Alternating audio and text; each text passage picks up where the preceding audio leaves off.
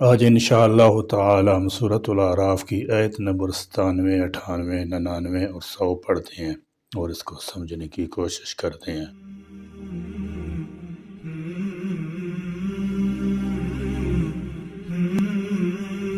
اعوذ باللہ من الشیطان الرجیم، بسم اللہ الرحمن الرحیم۔ أفأمن أهل القرى أن يأتيهم بأسنا بياتا وهم نائمون۔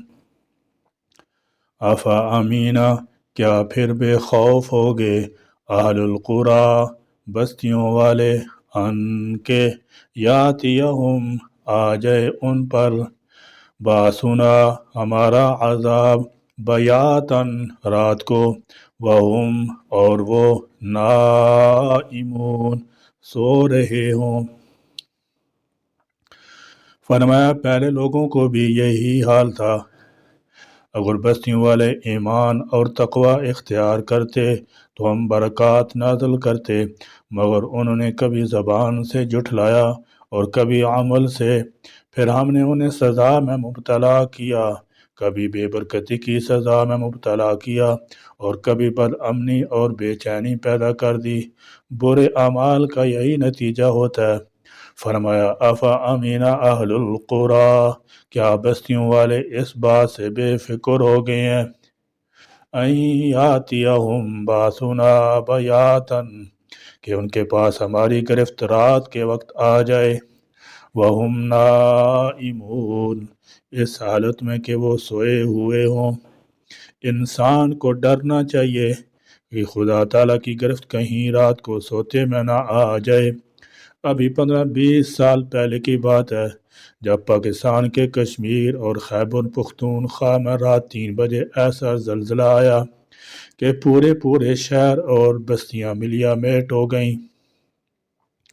50,000 کی آبادی میں سے 100 ہلاک ہوئے اور جو بچ گئے وہ بے گھر ہوئے۔ کوئٹہ کا مشہور زلزلہ بھی رات کے وقت ہی آیا تھا، جس میں 1.5 لاکھ انسان مارے گئے تھے۔ أَوَأَمِنَ أَهْلُ الْقُرَىٰ أَن يَأْتِيَهُم بَأْسُنَا ضُحًى وَهُمْ يَلْعَبُونَ۔ آوا، یا کیا، آمینہ، بے خوف ہو گئے، اہل القرى، بستیوں والے، ان کے، یاتیہم، آ جائے ان پر، باسنا، ہمارا عذاب، ضحًا، چاشتے وقت، دن چڑھے، یعنی اللہ تبارک و تعالیٰ کا عذاب دن میں بھی آ سکتا ہے اور رات میں بھی آ سکتا ہے۔ ایسا عذاب بھی آ سکتا ہے کہ پوری قوم کو تباہ برباد کر دے اور اس کی جگہ کسی نئی قوم کو بسا دیا جائے، جس کی مثال لوگوں کے سامنے ہے کہ پہلے اس زمین پر دوسرے لوگ آباد تھے، اب ان کی جگہ تم آباد ہو، تو اسی طرح اللہ تبارک و تعالیٰ تم کو ہٹا کر دوسروں کو آباد کرنے پر بھی قادر ہے۔ وہم، اور وہ، یلعبون، وہ کھیل رہے ہوں۔ فرمایا أَوَأَمِنَ أَهْلُ الْقُرَىٰ، کیا اہل شہر اس بات سے بے خوف ہو گئے ہیں، أَن يَأْتِيَهُم بَأْسُنَا ضُحًى، کہ آ جائے ان کے پاس ہماری گرفت دوپہر کے وقت، وہم یلعبون، اور وہ کھیل میں مصروف ہوں۔ مقصد یہ ہے کہ ہر وقت اللہ تبارک و تعالیٰ سے ڈرتے رہنا چاہیے کہ کہیں اس کی پکڑ اچانک ہی نہ آ جائے اور وہ غفلت ہی میں مارے جائیں۔ اللہ تبارک و تعالیٰ کی گرفت سے بے خوف ہو جانا کبیرہ گناہ ہے۔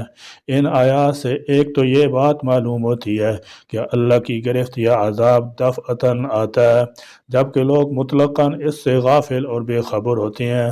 خواہ یہ عذاب دن کے وقت آئے جبکہ لوگ اپنے کاروبار، کام کاج یا کھیل تفریح میں مشغول ہوں، اور خواہ رات کے وقت آ جائے جبکہ وہ غفلت کی نیند سو رہے ہوں۔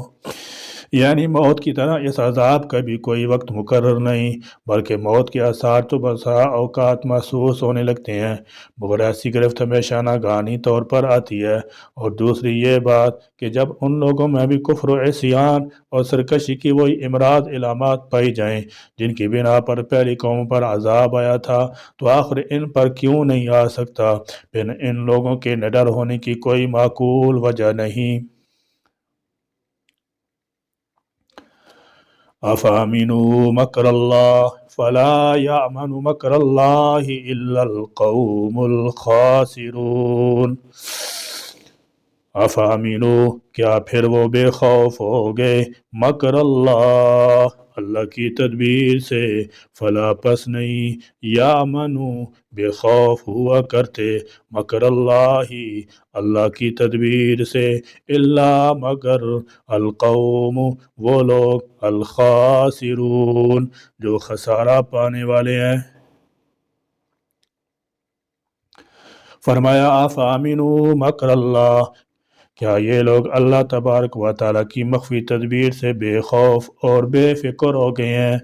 مکر کے معنی پوشیدہ تدبیر ہوتی ہے، وَمَكَرُوا وَمَكَرَ اللَّهُ وَاللَّهُ خَيْرُ الْمَاكِرِينَ انہوں نے بھی خفیہ تدبیر کی اور اللہ نے بھی خفیہ تدبیر کی اور اللہ بہترین تدبیر کنندہ ہے۔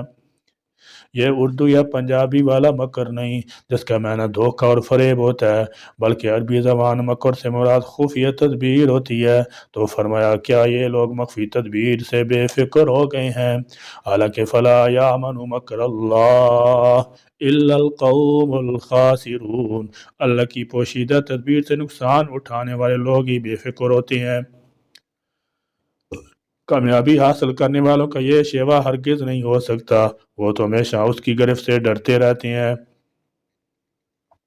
حضرت خواجہ حسن بصری رحمۃ اللہ تعالی علیہ کا مقولہ ہے کہ مومن آدمی نیک اعمال بھی انجام دیتا ہے اور ساتھ خدا تعالی جل شانہ سے ڈرتا بھی رہتا ہے۔ قرآن پاک میں مشرکون کا لفظ بھی آتا ہے، مطلب یہ ہے کہ ہر وقت خدا تعالی سے ڈرتے رہنا چاہیے کہ شاید کوئی کوتاہی ہوگی ہو اور یہ کہ خدا تعالی ناراض ہو جائے۔ فرمایا منافق قسم کے لوگ ایسے ہوتے ہیں جو برائی کا ارتکاب بھی کرتے ہیں مگر بے خوف بھی ہو جاتے ہیں، انہیں نہ کوئی فکر ہوتا ہے اور نہ اندیشہ۔ ایک حدیث شریف میں یہ بھی آتا ہے کہ جب مومن سے گناہ سرزد ہوتا ہے تو اسے ایسا محسوس ہوتا ہے کہ گویا اس کے سر پر پہاڑ آ گرا ہے، اور منافق بڑے سے بڑا گناہ بھی کرتا ہے تو ایسے محسوس کرتا ہے جیسے ناک پر مکھی بیٹھ گئی ہو، بس یوں کیا اور اڑ گئی۔ اسے گناہ کا اتنا بھی خوف نہیں ہوتا جتنا مکھی کے بیٹھنے کا۔ یہ منافقوں کی حالت ہے جس کا اللہ تبارک و تعالیٰ نے شکوہ کیا ہے اور جس کی اکثر لوگ شکار ہیں۔ خدا کی مخفی تدبیر سے بے خوف ہو جانا نقصان اٹھانے والوں کا شیوہ ہے۔ فلاح پانے والے ایمان اور تقوی کو اپنا شعار بناتے ہیں جس کے ذریعے دنیا میں بھی امن و سکون اور ترقی نصیب ہوتی ہے اور عقبہ میں بھی کامیابی حاصل ہوگی۔ اولم یہد للذین یرثون الارض من بعد اہلہا ان لو نشاء اصبناہم بذنوبہم ونطبع علی قلوبہم فہم لا یسمعون۔